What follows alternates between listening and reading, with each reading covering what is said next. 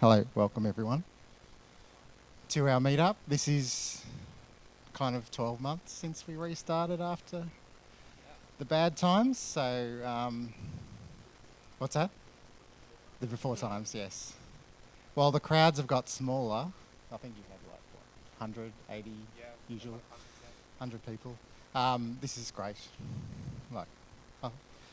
It's nice to see everyone making the effort to turn up. And see our great two speakers that we've got tonight. So I'll do the acknowledgement of country if I can find it.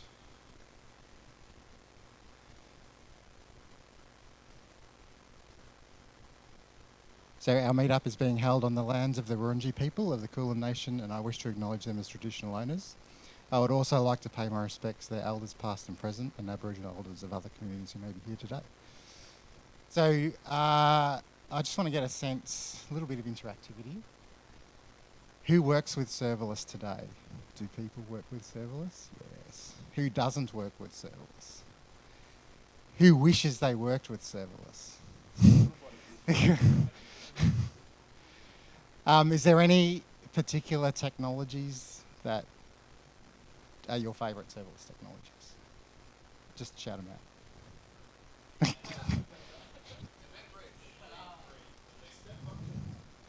Okay.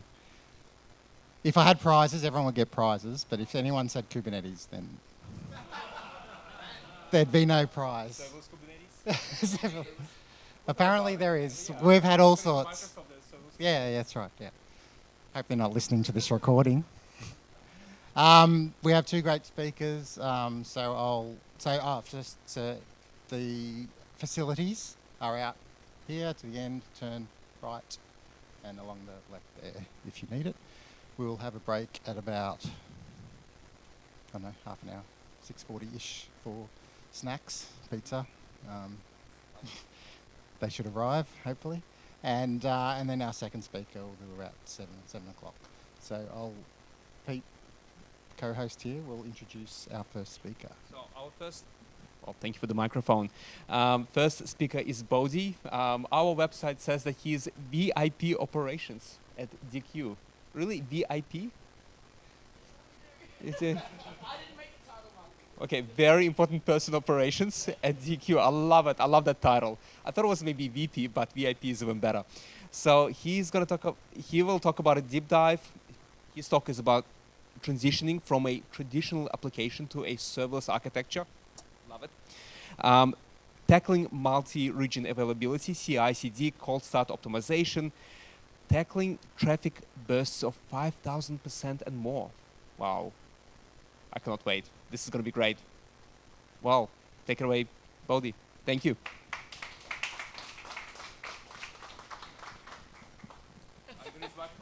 Thank you for the microphone. Yeah, I really need to update my LinkedIn bio, apparently. I saw that on LinkedIn when they posted, oh, Bodhi's talking. I was like, great. I really should have updated that one. But yes, I write this on my presentation every time, but my name is Bodhi. And before you ask, most of your code bases are probably older than me. Just being honest. A bit about me. I'm a software engineer, obviously. I have a background in the events industry, designing lights for music festivals and tours and the like. And over the past 6 years, I've built serverless tech for startups, small businesses, and stadiums, and all manner of really, really terrible personal projects. And either for better or for worse, I'm probably close enough to being part of the first generation of completely serverless developers. As an example, I still haven't learnt how to forward ports. I'm sorry. Anyway, I'm going to woo! That's a success. Today I'm going to talk about my experience with serverless at our current startup, DQ. In short, we build software for nightclubs. It sounds really cool until you get a support call at 3 a.m. And there's a surprisingly large amount of those. Although a young startup, we're actually a 10-year-old company. And we were, in fact, first started 10 years ago in an effort to make drinking tax deductible. Since joining a year and a half ago as the first engineering hire at DQ, we've grown to cover almost every nightclub in Australia. and now in LA and London as well. We cover every business domain. We're a vertical solution. Payments, bookings, staff management, ordering, you name it, we probably do it. So what am I talking about today? I'm going to talk about our multi-region expansion. I'm sorry, I should have emailed you with the updated list of things I was going to talk about. It covers most of those points. We had a huge amount of tech debt pre-COVID. I want to talk about some of our solutions to that. I'm going to attempt not to dive down any rabbit holes early on so I can get through the whole thing. So why do we use serverless? That is why we use serverless. This is our traffic, and it may look like this is averaged out and normalized. Our traffic is all over the place. We work with nightclubs, and nightclubs operate whenever the hell they want to. And we go up and down very, very fast. And I don't want to be the person managing an EC2 auto-scaling group for that. And also, for our customers, no one wants to be telling their VIP customer, hey, you can wait an extra few seconds for your $1,000 bottle of vodka because my server is cold. Anyway, as a bit of quick information about our tech stack, we use serverless framework. We're on AWS, obviously, and we use Python. So yeah, we had to go multi-region, right? We had a couple limitations to our expansion. First of all, latency. We handle hundreds of thousands of dollars in single processings, and we interact with real money on basically every one of our requests. So our read-to-write ratio is basically 1 to 2. We write a lot of data. We can't use caching. We use WebSockets everywhere, and data is visible to multiple people at once in almost all cases, meaning that if you make a change, someone else is seeing that in real time. Number 2, we had to build it fast. We had to build it in a month. We had a month to expand from just our region here into Australia into London and the US. And number 3, we couldn't have any cop-outs. There was no using feature flags. There was no hiding features. We'd sold these venues on some very big features that we had here in Australia, and they all had to come with us. Let me scroll down. This is harder than expected. So let's start with some of the decisions we had to make. In our main region here in Australia, pre-opening up, we had a bunch of Lambdas, 2 API gateways, an S3 bucket, Cognito instance, and a bunch of SQS and SNS. This is a limited view of our stack pre-growing. So what could come with us overseas? Well, theoretically, we'd love to take everything with us, just pick it up, drop it in the new regions, done, right? Easy. Surprisingly, it was actually. We changed the region variable. I know you're expecting something really bad there. It succeeded, yeah. The command successfully worked, changing the region variable, we're done. Walked away. Small problem, we ran into some really big hurdles really quickly. Most of all because of the front end. I'm also a front-end developer, so I can't hit on them too much, but totally our fault. So the main problem was user management, right? How do you identify which region a user comes from if there is no central database? Foreshadowing. And to make matters worse, it's almost impossible to quickly or easily switch between Cognito instances on the front end without basically opening an entire new browser. So there's some big gaps there. So that's fine, right? Quick solution, let's just deploy it conditionally, shall we? We just won't deploy our Cognito instance when we deploy our stack to the US. Unfortunately, we saw some pretty large limitations with serverless at the time. Unfortunately, serverless framework, although having some conditional deploying stuff, we had a lot of stuff hooking in and sharing variables between stuff in that single stack, and we'd never made any effort to try and make it so that we could deploy stuff on its own. So we saw this as an opportunity to actually start making some services and splitting out our stacks. Not like we should have done that before then anyway. As it turns out, we were really lucky about that timing. Serverless Compose actually came out 2 days before we started this project. And so we embarked on a little servicing. For those who aren't familiar, Serverless Compose manages all your stacks, combines them all together. It's really great. So we took the opportunity to split out our auth service. Domain bound, very simple, a couple lambdas, and obviously a Cognito instance. 1 week of developing later, and we hit deploy in our new region. Great. Easy? No, not that easy. You can't conditionally deploy stacks with Serverless Compose. Yep, the same issue I ran into with Serverless Framework, we had the same one with this. Great. And one of us probably should have paid attention to the website because it said it right there at the bottom. Anyway, that's our stupidity. We spent a week splitting our stack into multiple services, so we sure as heck weren't going to backtrack, so we found a way. Serverless Compose allows you to pass the path to a service, and so we now have these lovely things called null services, which are an empty folder with the serverless framework, empty file in it. Works, right? Whenever you deploy a specific stack to a new region, we just we just deploy a null service instead. Great. It's not fancy, not sexy, but we're a startup. What do you expect? So yeah, shout out to our null services, about as useful as your appendix. So there you go. We can now deploy our general functionality into new regions. That was all working. We had to limit, nowadays we now limit some of our deployments, expensive resources, we just don't deploy them. It has more uses than what we initially came up with. So now, considering we made the time to conditionally deploy stuff, we thought we should actually have a CI/CD process. Because a readme.md is not a deployment process. I'm just saying. At this point, we'd be deploying from the command line, and I'd missed a few deploys. I deployed to production with some wrong variables, and this was a risk we couldn't take. GitHub Actions. Shout out. We love it. It's awesome. Very great. Just use it. That said, this is one of our GitHub Actions. Injecting SSM secrets. Thanks. No, we don't like that. And every time I add a new environment variable, I have to add this to like 6 different places. Killer. I hate it. But apart from that, GitHub Actions. Awesome. So we had to expand. Actually, I'm going to go back so I can read the rest of this. So that was all sorted. We had to start working on our database, right? I mentioned earlier we didn't have a single source of truth for all of our users. I'm going to tell you why. So at the point in time, we had a single RDS MySQL instance running here in Australia. I know, SQL, serverless. I'm sorry. I didn't make this choice. It turns out there's no button to magically turn your SQL instance into a multi-master, multi-region database. That really sucks. And we didn't want to deal with having entirely separate database instances and keeping track of it all.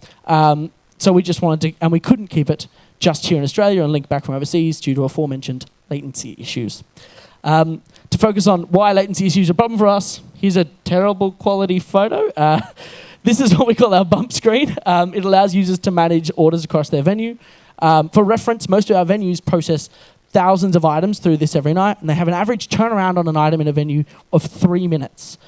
So there's no time for waiting here. There's no loading bar. And this is seen in about 15 to 20 places in a venue all at once. So basically, this screen has to be instant. There can be no caching. There can be no waiting for a round trip to Australia from the US. So when you're handling, especially when you're handling payments of thousands of dollars per order. So multi-master database options, right? Solves the latency problem and keeps availability high. Dynamo, yay, wow, great. Except, small problem. This is our schema. Actually, let me rephrase. This is a very small part of our schema. Of something like 1,200 objects and a sweet ton of relationships. I'm not going to rewrite our 200,000 lines of Python code that's based on SQL. I'm really sorry. So we had to find a SQL-based multi-master option. We did spend some time exploring Dynamo. I love Dynamo personally. I use it all in my personal projects. And the global database would have made our lives really easy. But yeah, no, Dynamo ORMs are not there just yet. There is one multi-master solution on RDS. If you Google it, it shows up. On closer inspection, multi-master only functions for databases in the same region. And then obviously having read, yeah, I know, right? It's not multi-master, and then they're in the same region. Anyway, you can have read replicas in other places. So yeah, sure, that counts. So to cut a long story short, it turns out there aren't options for a complete multi-master setup. So what else could we look for, right? We did explore other third-party options, by the way. We didn't find anything at the time that was mature enough. If you've got some proposals, I'd love to hear about them. So yeah, our first proposed architecture of handling everything nicely, Route 53, go to the closest API gateway, and end up at your database, which is all nicely synced. Great, single data plane would have been awesome. Not going to work anymore, unfortunately. So yeah, we had to make a couple of decisions, and considering we had, at this point, I think 3 weeks left to go before release, we made a snap decision to go ahead and split everything up. So this is more like it is now. We split out the databases, create one per region, and we'd separate the regions completely. We mark our venues with what region they're in, and luckily no venues have been growing legs lately and walking over to the next country. So we've been pretty safe with that. But we have kept in mind the future.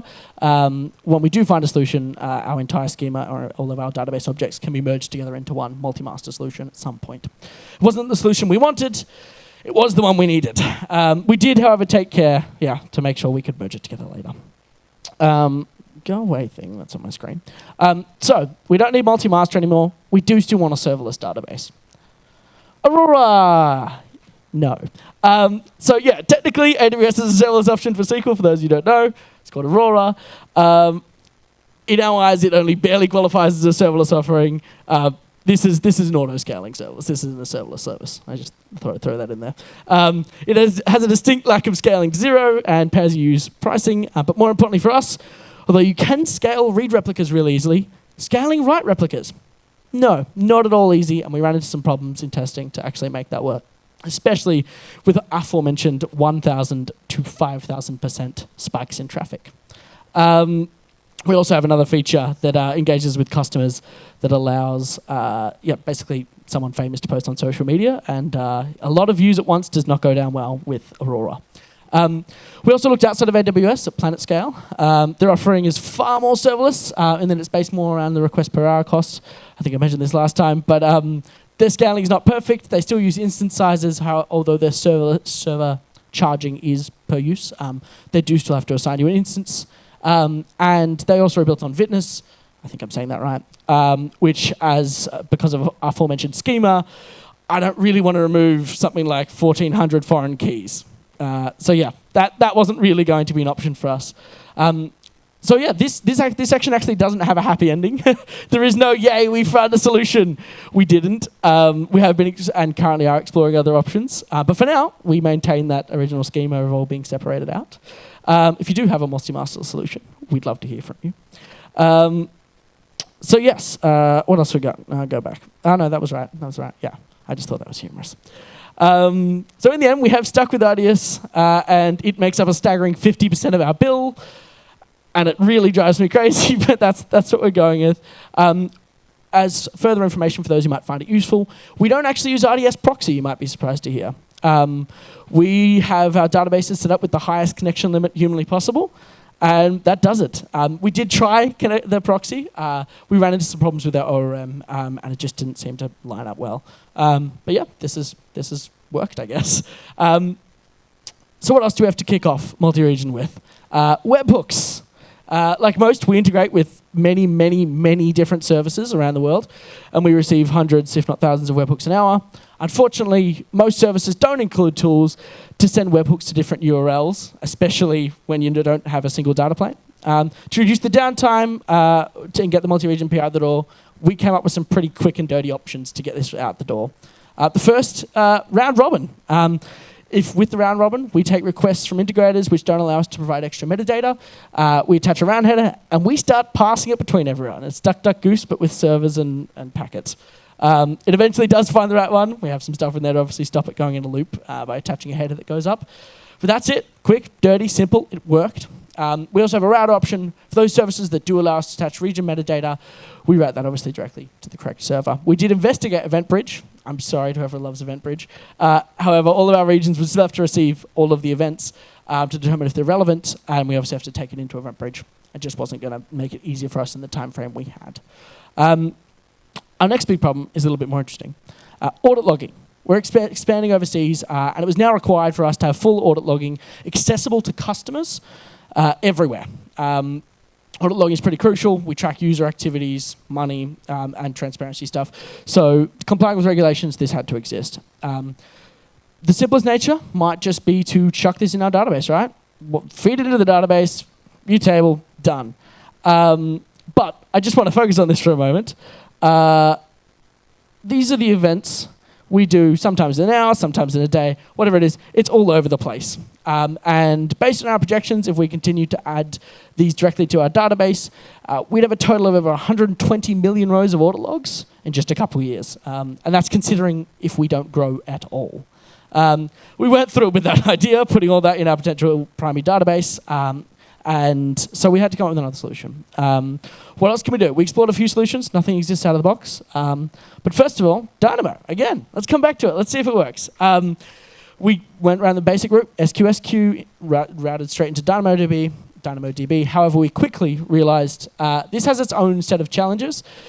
We don't know the access patterns of audit logs. Or if we do, they're all over the place. And I don't want to be trying to create a single table design for something you don't understand how is going to be queried. So unfortunately, Dynamo wasn't going to work for us.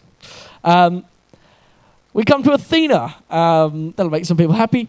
Athena actually did end up being the best option for us. For those who aren't familiar, Athena just basically combs through a file system on S3, churns through the data, SQL-like queries. It's cost-effective, it's powerful, it's fast. Not really. Our query times with S3 are about 5 seconds. Athena are about 5 seconds. But it is cost-effective and it is scalable with our massive loads.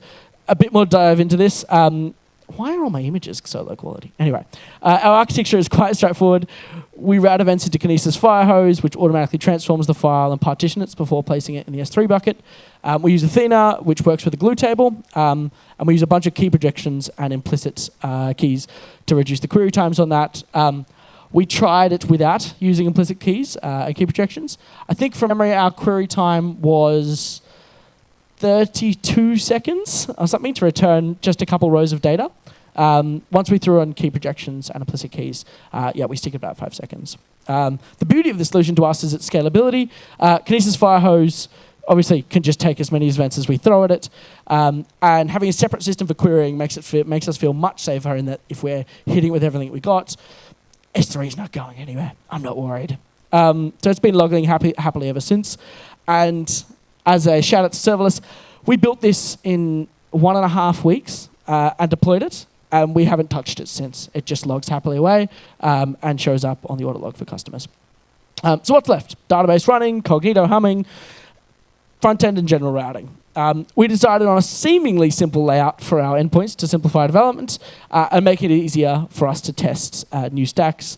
We're just going to use URLs. It's fine. /AU/API /app, whatever. Keep everything under one subdomain, so .dev, .production, whatever. Pretty easy. We use CloudFront for our routing, add some origins and behaviors. No, that's really, really hard, actually. We started by simply adding the origins and behaviors and hit deploy, and it worked, kind of. It turns out CloudFront does a whole lot of crazy header and cache policies that are pretty opaque from the outside. We spent about a week just testing different caching policies, different header policies, to try and get something to pass all the required stuff through to our server to successfully return requests. Unfortunately, we didn't get it working. So we gave up, and we ended up with this, which is now a lovely mess of subdomain roots and SSL certificates. So our new one is, for an API, for example, it's api.au.dev.getdq.com. And you can imagine the tree that creates as we continue to grow into new regions. This also left us with a bit more room, by the way, to add CloudFront functions into the front end to handle our OG tags. And that just makes requests back to our main database. So yeah. This went a lot quicker than I expected to. I don't know how long I took in the end. But I hope I didn't speak too fast. This was the first successful deploy of our multi-region setup, approximately a year and a half ago. And yeah, that's about it. We deployed into the US and we flew over to onboard them 2 days later. And we have absolutely heaps to do on it still, but we're very proud of our audit logging system and our services-based approach. We're not happy with our database, but we'd love you to hit us up if you've got some ideas. Thank you for listening. This is my first time speaking about my software side of my career, so I thought I'd start with our journey to multi-region. I'd love to be back to chat about our latest movements with EventBridge, Dynamo Global Tables, and verified permissions if you've had to play with them. Yeah, thank you very much. I'd love to hear questions, I guess.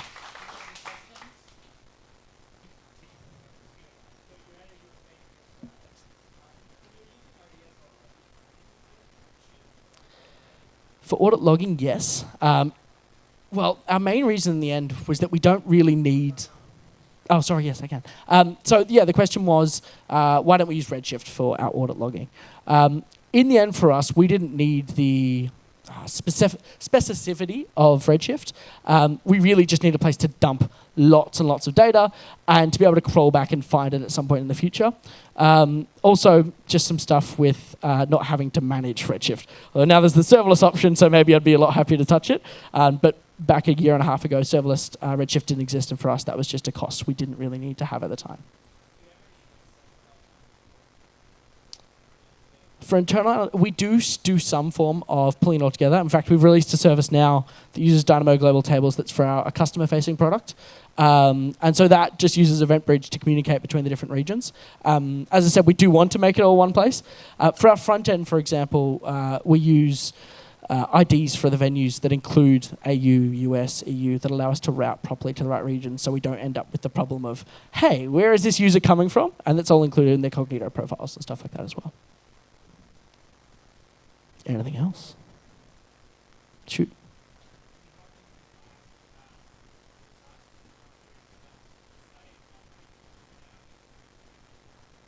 So for databases, we always have replicas available and stuff like that.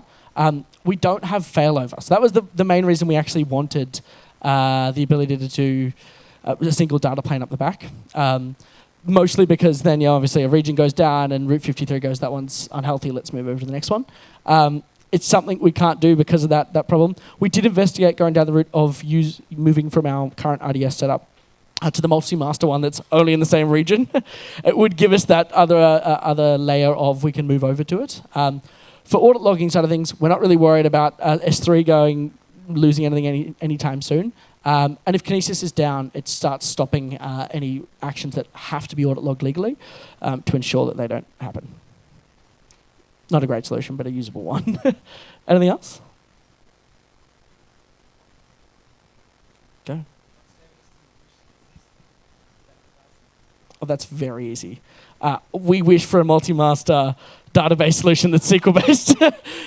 I think I said it like 15 times, but we do really wish there was a solution to this. As I said, there are third parties that are starting to do stuff there, but we're really hoping so. And we're hoping to see, we hope to see something from them last year at reInvent, but we're hoping to see something maybe this year, or to find a solution that's third party that works just as well. Yes. Is there anything we do differently? Yeah, I'd love not to have spent a week battling CloudFront. And I'd love to have an extra week to continue battling CloudFront to see if we could beat it. But that's probably our main one. We'd love to stick with a much nicer layout of URLs to try and keep... It's quite painful deploying a new region or even a new test PR, for example. You've then got api.au.testpr22.getdq.com. It gets a bit messy. So we'd love to be able to cut those out by moving to that layout. Audit logging, we've been making moves now to move some of it over to EventBridge to reduce the fire hose costs between regions, because in every region it costs an entire fire hose, et cetera, et cetera. So there'll be some stuff we do there as well. Yes. Athena queries have been no problem for us. Audit logging is very infrequently accessed, but very specifically accessed. So partitions give us a really, really good solution with that one. Implicit keys have been an absolute lifesaver. We've loved Athena.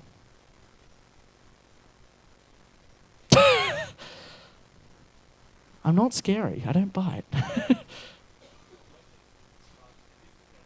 Pizza is ready. That sounds like a better idea. Grab a slice or drink before you sit. There you go.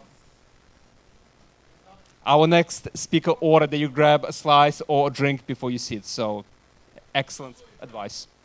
Excellent. Right advice, exactly. Yeah.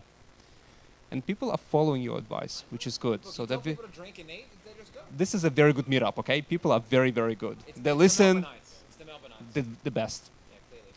Just not the coffee. Right into my heart. I It's woke up today violent.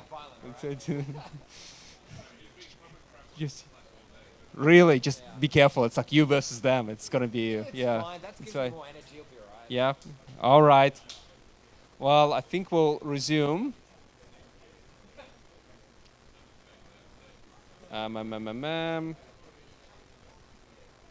What kind of intro would you like? Bojan is AWS ambassador. Loves infrastructure and code and serverless. Nice and easy. Perfect. All right. We'll resume. So Bojan is an AWS ambassador. He loves serverless, anything serverless really. AWS, infrastructure as code, DevOps, yes? All the buzzwords. AI, no, okay. It's not AI. It's not AI, okay, well. Ruby, Cube, Not Cube. Not the case, but the cubes, the physical cubes, not the virtual ones. Okay, excellent. So today he will talk through the benefits that CDK provides when building serverless apps. Yes, yes. And how it eliminates a lot of the tedium found in most other infrastructure as code tools. Very exciting. We'll have CDK. Looking forward. Thank you so much. Thank you. Hi, everyone. Just give me a second to adjust. I love you. Hi, guys. Welcome. So we'll kick it off. Hello. This is me, Bojan Zivic. I'm a AWS ambassador. I'm into the buzzword of the last couple of years, DevOps, and I'm a principal consultant at CMD. So if you want to connect or if you want to chat afterwards, here it is. Nice and easy. So before we kick off, who here uses TypeScript or JavaScript? Pretty much everyone, as I assumed. Good, good, good. So 70% of you will know how to write CDK. What about Python? All right, we're about 60%. Great. You guys will also know how to write CDK. What about Java? My condolences. But guess what? You can also write CDK. C#, Microsoft's flavor of Java. Cool. You know what? You too. You can actually still write CDK. That's the best part. And finally, Golang. Yeah, there we go. We've got a couple people. You two can also write it. And the reason why I say that is, what the hell is CDK? Well, quite literally, CDK is AWS's way to wrap around something incredibly tedious yet necessary. CloudFormation. It just makes it nicer and simpler and easier. And quite literally does this. You have your CDK, you write it in your code of choice, and whether it be for 70% of you in TypeScript or JavaScript, please use TypeScript. JavaScript needs to become TypeScript.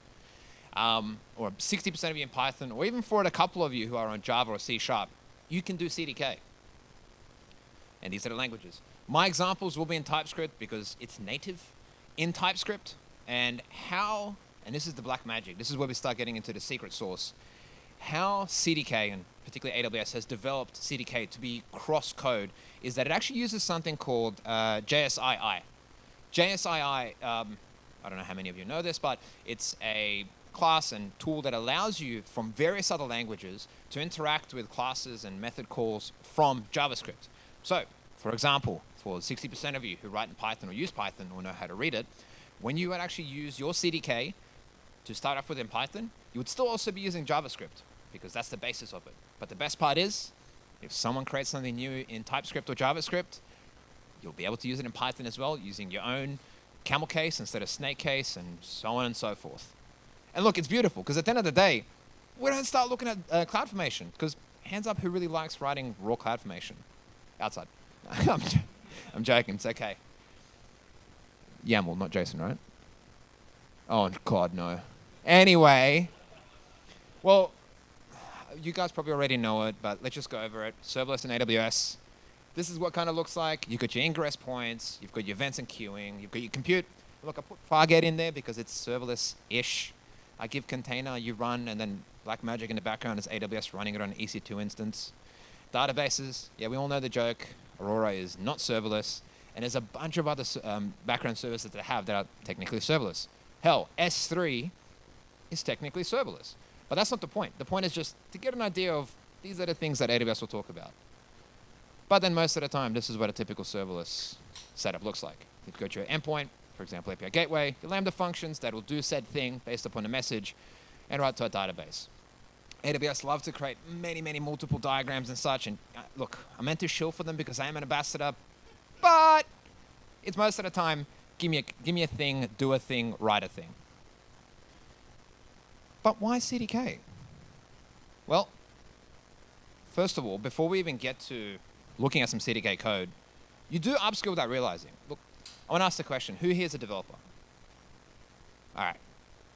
Of the developers that have had their hands up, how many of you know AWS services quite well? Okay, we're looking about, say, 60% to about 50% again. When you're using CDK, you learn that infrastructure services as code are easier to interpret than having to go through AWS documentation because they give you inline documentation. What about the sysadmins or the platform engineers or the cloud engineers or DevOps engineers? Who are you here? Cool. The other half of you. Of the ones, and I'm assuming most of you do, but if you don't know any actual language, but you're then, for example, you've done a bit of Python, you've done a bit of JavaScript, it's a great way to learn how to code. because it's something native to us, right? You're learning infrastructure as actual code, and you're building on top of that. You're not going, I need to understand the map to then know how to do a function and blah, blah, blah, and so on and so forth. You're working within your realm. And the second component is you bridge the gap. So the 30% of the sysadmins we had to the 70% of developers, you do actually end up bridging the gap, because one of the things is that, again, does anybody know here what domain-driven design is? Ubiquitous languages? What happens when you actually write in the same language? The sysadmin, the platform engineer, and the developer were able to actually speak and write the language. I'll give you a perfect scenario. Developers trying to deploy something in AWS. Context awareness, they don't know much of the infrastructure side. But the DevOps person does. When you start programming with them, they become better than Copilot. Also use AI, Copilot, and Code Whisperer. It's awesome. Store your CDK in the same place you store your code. Right, so almost everything that we just mentioned there pretty much covers all the bases. Any of the languages you put your hand up for, whether you put it in NPM, whether you put it in, look, I don't like Java, but you got to admit that elephant's cute. Gravel or NuGet or pip. You can put your CDK code there as well. So when you've got your app in something like you're forced to use Nexus and you've got for example, an NPM repo there, well, you can do the same thing and package up your CDK, which means it's easy to manage. You don't have to do a bunch of copy pastes. You don't have to refer to, like you do in Terraform, to a Git location or Terraform registry that has been out of date for years and years and years. Look, Terraform's not bad, but wait till I show you some CDK. And honestly, it becomes successful. It's great. We now all start speaking the same language. Everything looks a lot cleaner together. We all start understanding what the other is doing, and we can help each other.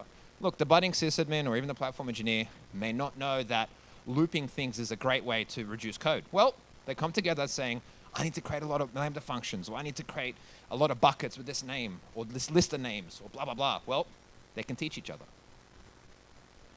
But let's look at some code. It's all good and well if I start talking theory. Let's see what CDK actually looks like. For starters, your weapon of choice, whether it be Windows or Mac or Linux, you install CDK. Great, we're done. Then we initialize it. The beautiful part is, and I'll show you in a little demo at the end, when you initialize it, it gives you the repo setup. It gives you basically a Git repo with some directory, gives you the app, gives you a basic stack, and all the power to start things off. And in our case, we're going to go with TypeScript. Then you need to import a bunch of libraries. All right, who uses VS Code? Cool. When you're not using something and you're using a TypeScript, it's just going to grey it out. It's even better. And I know most of you obviously know this because you use TypeScript.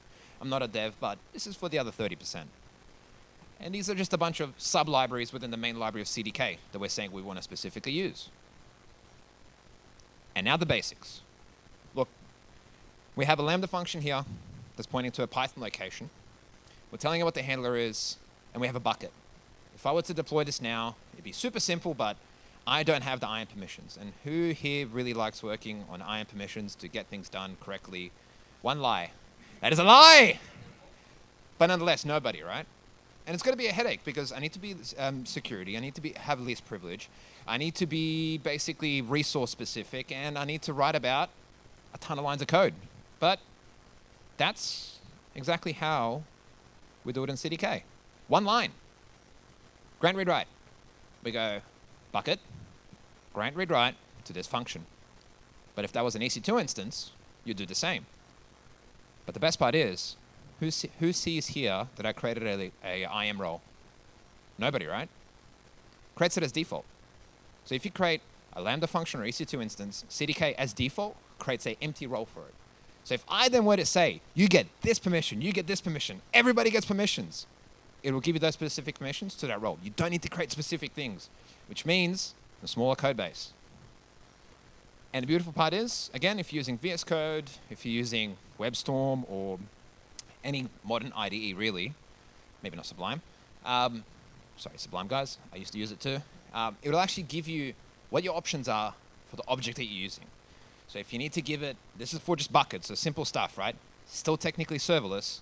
It'll give you option to create metrics, to apply removal policies, to create cause rules, event notifications, which I'll show you in a sec, and build from that. So you can actually use method calls where you can API-driven methods, again, this is just using standard stuff, to create your actual infrastructure as code.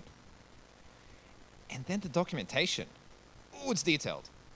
Nobody likes going through, their browser to look up how to do something and then find out what it actually does, right? Yeah, I like things in line so I don't have to look at more Chrome or Opera or Brave or, I don't know. Anyone use Alta Vista? Yeah, exactly. And what does that turn into? Yeah, look, that's, like I said, it generates a lot of CloudFormation. But that's okay, because we're only looking at the CDK, right? You guys saw what, maybe like 15 lines of code? Not much. But let's dive into it. What else does it do?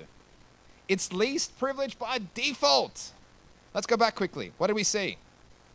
We saw that we're saying grant read write to this Python Lambda function to access this bucket. That's all we did, right? And in the IAM, we have, for the resource, the specifics to that bucket and its contents, and that's it. It follows least privilege. Your security people, they can stop complaining. Your people who are worried, C-level, about you might be creating something with, exposing everything to the world. Well, it's least privilege by default. Nobody's complaining. And you don't have to look at this. And that's just the IAM, 50 lines. Let's continue. So, all right, more goodness. This is with Code Whisperer. When you're using CDK and you've got Code Whisperer or Copilot, I pick Code Whisperer because it's free and, AWS Ambassador. I don't want to pay for Copilot yet until it becomes mandatory. It'll actually help you just write your CDK. Obviously, like any other AI code programmer, just be careful, but this is how we would add the ability for a bucket to have the permission set up as well to allow a Lambda function based upon a prefix to be triggered. So we're creating a source, right? And again, if we were to do that in CloudFormation, we create a lot, and I mean a lot of lines of CloudFormation, which I'll get to a little bit later. But let's dive deeper, right? I'm still going to stay on the Lambda topic because it's, it's ubiquitous with AWS serverless. I'm not getting too focused on any other services right now, but they give you the ability to use different types of constructs. And quickly, what a construct is, it's a resource in AWS that you'll be creating. They come in two levels. Not really flavors, but levels. Level 1, which is identical to CloudFormation, and level 2, which are these ones, which do a lot more. They could be a combination of things. They could be giving you additional services, like, for example, the first one, py.python function, right? It looks different to the Node.js one for a good reason. Because when you use the py.python function, if you have in the location you've given it, and in this case, when we're making Lambda, underneath entry, it's saying where is the Lambda function that you're creating, the Python code, what folder path is it in before I package and push it, right? If you have a requirements.txt, a pip file, or poetry.lock, it will take that, it will install everything necessary, it'll wrap it up, I'm sorry, it's an alpha image, it'll put in a Docker container and push it to Lambda for you. If you're not really sensitive about cold start times and you really just need to get, for example, a quick POC done and you just have a bunch of code that exists, boom, absolutely fantastic, real quick, nice and easy. The second one was the Node.js function, and not as powerful, but that just gives you options that if you need to set certain ES build specifics inside of your Lambda function, for example, setting map size and what else have you, you can do that from your CDK, so you don't have to have a separate file or read it in. It's up to you. More code. Right. Who's here made an API gateway? Pretty much anybody that's worked in serverless, right? If you haven't, usually it's a whole lot more than this. At the top, we say, I have an API gateway. And the next two steps, I'm saying, give me a path of hello, give me a path of world. And the target, both the GET requests, are 2 Lambda functions. And from, let's see, 1, 2, 3, 4, 5, 6, 7, 8, 9, 10, plus about 10 other lines of TypeScript we had, creates 450 lines of CloudFormation. If you're doing the CloudFormation alternative, I'm going to preface this now. Who uses Terraform?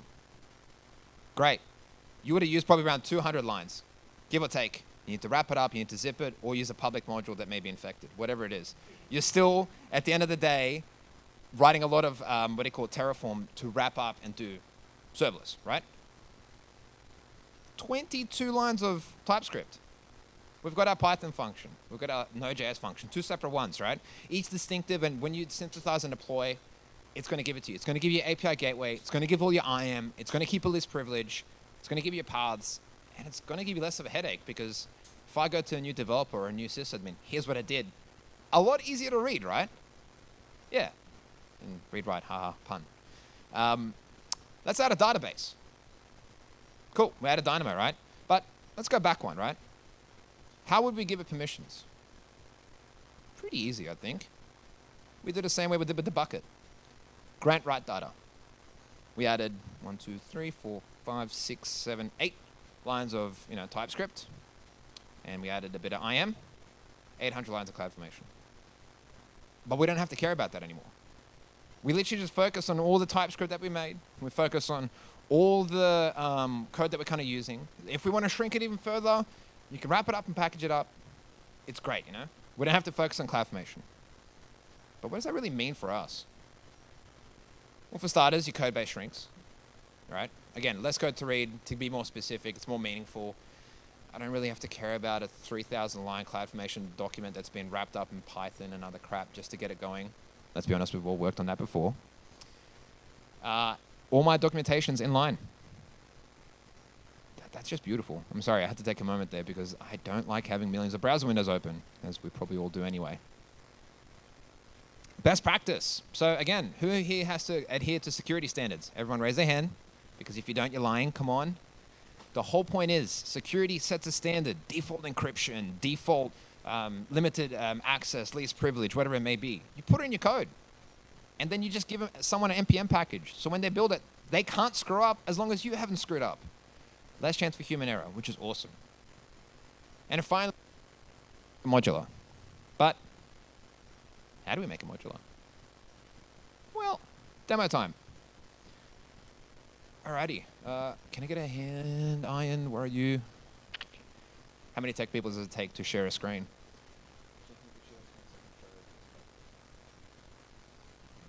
Just one moment, guys. Actually, while we're setting this up, any questions on what you just saw then? Boom.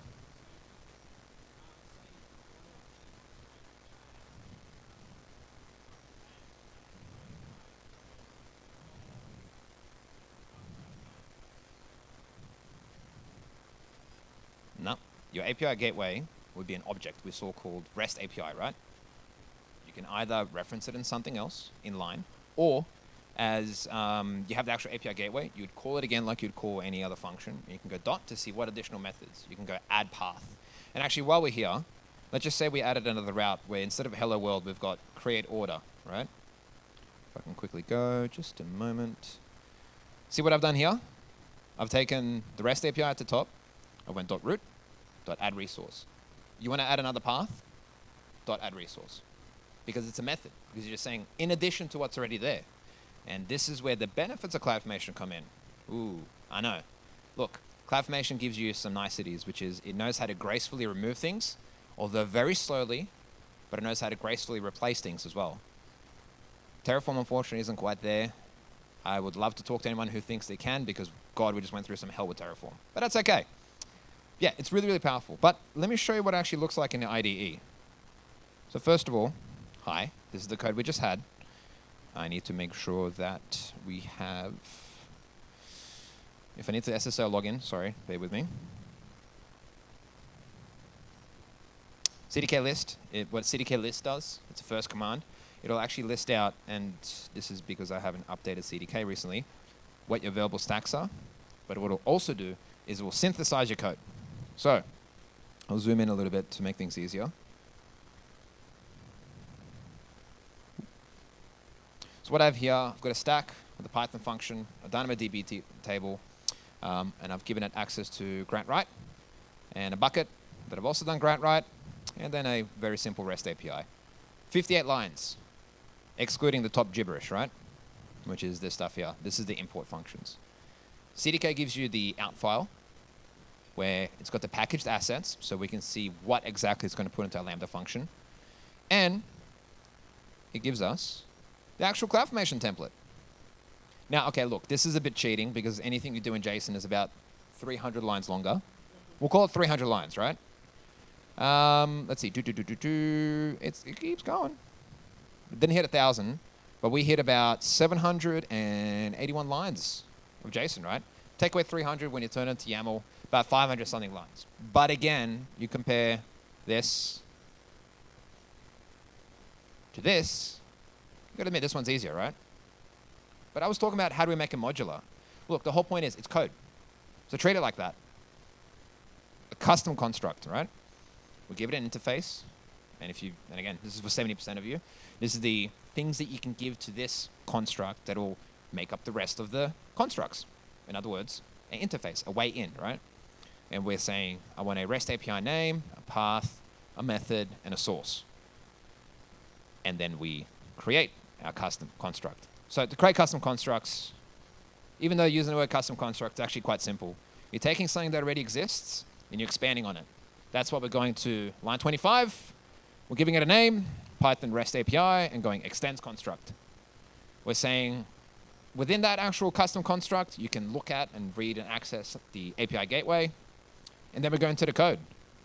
And it's practically the same as what we looked at earlier, right? We've got a Python function, an API gateway, and a single path. And that actually might be great for a very repeatable piece of code, right? Because, I'd say comfortably most of us, that would be quite a lot of the serverless that we do. I know this is simplifying it, but still. So if we go back here, how would we import that and use that? Well, let's see. And this is, again, where Copilot and such come in and make things a lot nicer. We want to... Oh, haven't lost you. It's all good. We want to import Python REST function here. And if I can go quickly back. One hand is difficult, I'm telling you. Right. Perfect. It actually tells us where the location is because it actually knows. It's checked. We can be a little bit lazy. Tab, great. So we had about 783 lines of JSON, right? Just making sure. I don't want to be cheating here. Cool. Yeah, 781. And now we're going to create another API here. Right, so we need to declare it as a constant, which is basically to say that this is a value that will remain the same. Constant. And we'll say, I don't know, we'll call it PyNew. Is equal to a new Python REST API. We can't find it, so we'll just have to do it this way. Copy. And paste. Terrific, I copied the wrong thing. Hey, who would have thought the demo gods aren't great to me today? Yeah, if you could, I'll buy you a beer. From the fridge. They're pretty expensive. Yeah. Alrighty. So, let's see, we'll go like that. And then we'll start adding things in. Oh, guess what? Copilot helps. It knows it's a CDK construct, even though it's a custom construct. Great, let's see what else. Well, we know we have a REST API to use because of the interface. We know there's a path we want to look at. We know there's a method we want to implement. And I've literally just done tabs. This is the laziest infrastructure as code possible, right? And again, we've given it a source. And now we need to close it. Cool. All right. Thank you, by the way. Right. Let's synthesize it. What's the guess? Are we going to hit over 1,000? Maybe? It's pretty basic, right?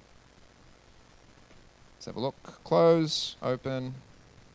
All right. We've gone about that. We've passed 800. We've cracked the 1,000 mark. 1,054 lines. It'd be a pain in the ass to have to copy, paste, CloudFormation, rewrite it, make it nicer, right? We went under 100 lines of CDK and we created 2 REST API gateways with Python functional lambda paths and complete unique. And guess what? If we wanted to do another one, again, super dead easy, copy, paste, change a name, and away you go. This is the power of CDK. You want to POC, you want to control it, you want to make it easy, it's awesome. If you're a dev, try it. If you're a sysadmin, you want to learn how to code, but you hate coding because your uni decided to teach you C++, like they tried to teach me, this is a great way to start. Look, C++ is quick as hell, okay? Use Rust. Please use Rust. Anyway, that's CDK, that's serverless, and if I get any takeaways today, please use it, please try it. And that's about it. Thanks, everyone. Any questions? Boom. Cool. Easy. CloudFormation. Look, you're going to get stuck with some intricacies. Things like, for example, cross-stack calls. If you make 2 separate stacks, like you have here, for example, right? We've just got the one, which is Melbourne Serverless stack. I had a second one, right? If you want to reference something in another stack, and this is where Terraform's kind of powerful. Terraform, we just say module dot or AWS resource dot, and you can call it, right? If you did a cross-stack call using CDK, it would create an output-import dependency. But that's okay. We have SSM to the rescue, and that makes it easy. If you just create an SSM parameter at the end of your stack, you can import it, and then you can do something. And this is the beautiful part. This is something I haven't mentioned, right? If you want to use existing resources you have in AWS, you can still use CDK. You can basically, like you've done with everything else, you can declare a constant. Oh, const. It's okay, I got it this time. It won't be that difficult, but thank you. That's another beer. We'll call it lambda, or just lamb for this case, right? And you can go lambda.function. But I won't be just finishing it with lambda.function here. I can go from function ARN. So if I know the ARN, and that could be an SSM parameter I pulled in, I can just reference it here. And then if I want to manipulate it, this is where it gets good. You can still use method calls. So you don't have to use crappy IAM and freaking 50 lines of fake JSON. You just use what you've used in CDK. So it's a hurdle you skip by not having to use CloudFormation or think of CloudFormation, but you skip the issues of it. Questions?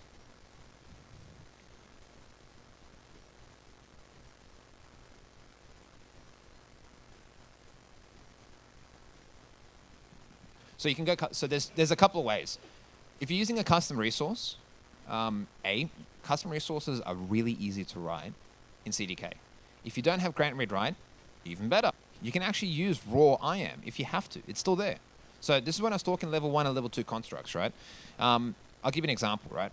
You have to use a very specific naming convention for a IAM role. If you give it as default, it's not there. Well, you got to make one, or you call it inline, right? If you have to give it very specific IAM permissions for other accounts, then aren't as easy as this, because in this day and age, everyone's got multiple AWS accounts. And if you don't, please, for the love of God, use multiple AWS accounts. Please. Anyway, you can actually inline reference them. If you're already familiar with IAM, you can reuse it. You haven't thrown it away. You've just given yourself easier options to work within the same account. So the power's still in your hands. You can, for example, if you already have an existing role, and this is another thing I'll show you, right? We know there's a default role, yeah? As I mentioned before. What you can actually do, you can actually call your function like we've done before. We'll go py function this time, right? Dot. And then control space. What are my options? Apply to role policy. So you can do inline lambda function, IAM role, not lambda function, sorry. IAM policies inline to the actual lambda function without referencing a role. But if we need to use the role, if we scroll down, should have, where are you, role? Boom. If there's a role that actually exists, we can reference that role directly, and we can go add manage policy, add inline policy, and do whatever you want. So you can still manipulate it. There. Boom.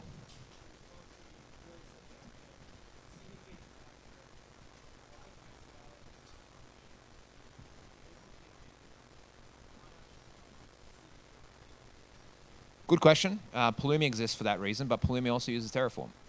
The benefit of CloudFormation at the end of the day is you have something similar like Terraform, which is effectively a controlled state.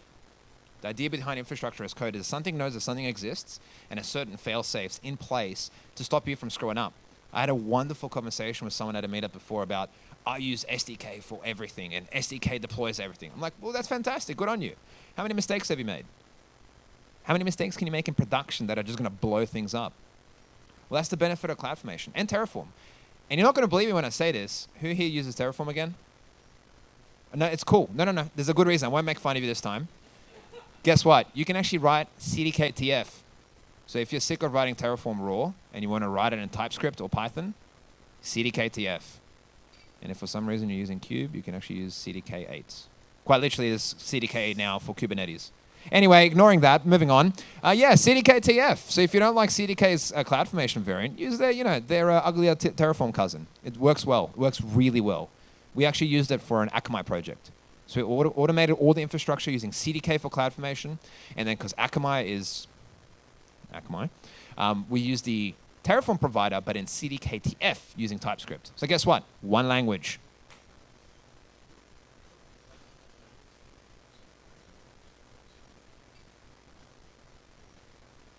CloudFormation. No, that's cool. That's a perfect question. The short answer is keep it simple, stupid. I live by KISS all day my life, which is don't overcomplicate things, don't create things just more complicated, just for the sake of, hey, that looks cool and it looks like I'm going to get a raise. Let it make sense. If you get CloudFormation errors, you've got CloudFormation resources you can refer to. And CloudFormation is probably just a little bit older than our last presenter, so it's been around for a little while. Dude, I had a hard act to follow, man. I had to give you a little bit of fun. Yeah. CDK deploy. So you can use CI/CD, right? And I can go here, CDK deploy, and hope to God that it's going to work. Not here, not here. You go away now. Obviously, this ARN won't exist either. Get rid of that. And this is why you never deploy during, these times, right? And this is actually really cool. Thank you for bringing that up. Right, so if you're using infrastructure as code and you've got CI/CD pipeline, one of the steps you would use is CDK deploy or a GitHub action that actually does the same. Or you've got a really pain-in-the-ass security team. No, I'm joking. We love you, security people.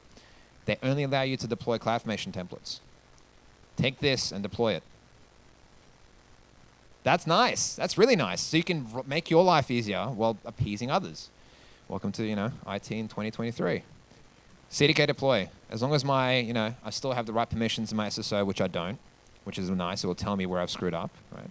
AWS, SSO, login. Thankfully, nobody can see much of this anyway. Oh no. Authorize, allow. Come on. Excuse me for 1 second. Cool. As long as that works, that should be sweet. Might have to give it a profile, but we'll see. Nope. It synthesizes it, tells us how long it took. It's deploying a stack, and this is the nice part. This is something that Terraform has, which is great, and this is something that CDK also has, which is it's going to tell you on the security side what it's going to do and deploy regarding to IAM statement changes. Auditing reasons. You need to tell people things before they do it. Guess what? You can do it here. It's going to say it's going to create a bucket ARN with all these permissions to these specific resources, right? It's going to go through and do a bunch of crap. And then it's going to tell you if anything already exists, if it's going to make any changes. So let's deploy it, and let's see if it breaks. It actually uses a CloudFormation change set. You can actually go -- direct to deploy directly without using change sets, but change sets mean you can roll back quite easily. Easy enough that, CloudFormation easy. It tells you what resources it's creating. It's going to go through. It's going to create a bunch of resources you didn't tell it to do because there's defaults. Remember the add.resource? We didn't actually tell it to make one. It's going to give you all the basics there. And it's going to basically run through everything, and if you've given it any outputs or SSM parameters, it'll spit them out at the end, and then it'll just go through and deploy. And probably I've picked a bucket that already exists, so let's just leave that. Yeah, this is CloudFormation that's actually deploying. CDK is when, here's this 3,000 lines of JSON, I'm going to deploy it as CloudFormation. You don't have to be any the wiser because you only think about the TypeScript or Python or C#. Move away from Java. Yeah, and we'll just go through and deploy. Crap. Go you. I saw you first.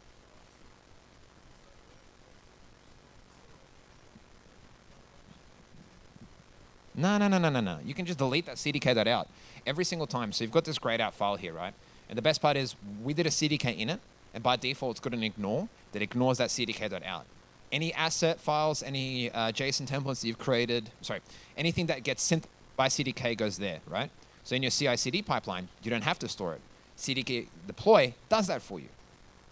Or if you just need those templates, you go CDK synth, which will spit it out in the terminal as well as creating these ones here. Sorry, I think there's a test for that now. It's not quite perfect. Long story short, you can't really roll back perfectly with CDK because it's still CloudFormation. This is why you got change sets. So you can roll back if you know the right change sets for it.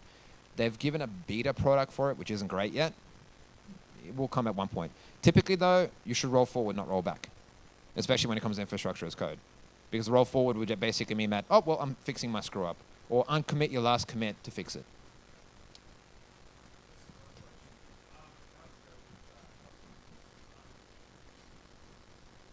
Yes, and it makes it easier. And God, it's good. It's a couple of lines. I hated custom resources using Terraform and in CloudFormation because it was just blah. Figure it out for yourself. Go with it. And the best part is you can write it in a ubiquitous language. It's all the same, all one line because it's easy to reference. You can even do SDK calls.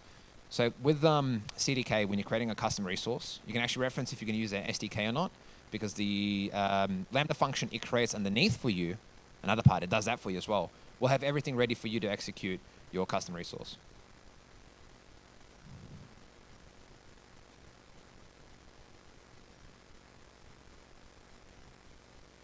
It'll tell you. That's what I like. It checks yourself before you wreck yourself. It's awesome. Yep.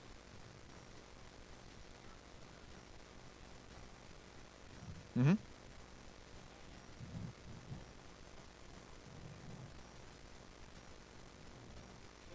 CDK diff does exactly the same thing, and God, it saved my life so many times. And I'll tell you if there's any differences or not.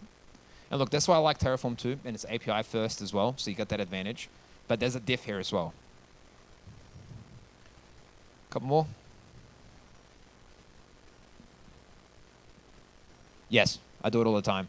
So Dan here, who's one of our other principals, he created a context helper for us that makes doing CDK in Python and in TypeScript so much easier. If you don't have it in, CloudFormation or CDK land, use any SDK. We have a client who uses it for the terrible word that shall not be named for some orchestration platform. We all know what it is, starts with a K, forget about the rest. They import the SDK for that when they deploy their resources to bootstrap their cluster by using another SDK, which is nice. Yeah, pretty powerful. One more question. Anyone else got one? Awesome. Look, thanks for your time, and enjoy.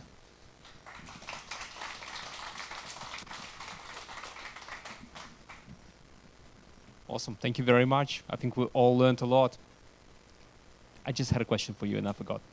Yeah, it was about drift detection and, but we'll take it offline. Okay. How do you deal with drift issues with CDK?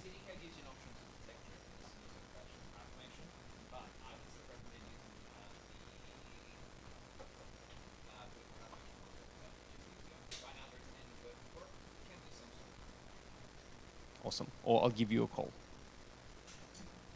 Done. All right. Well, thank you so much. Thank you for that wonderful presentation. I think that's it for tonight. Yay. Thank you to our speakers.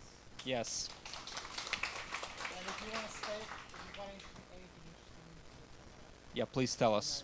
Yeah, do tell us. We're looking for speakers every month. It's like, who will talk next? And most importantly, thank you. Yeah.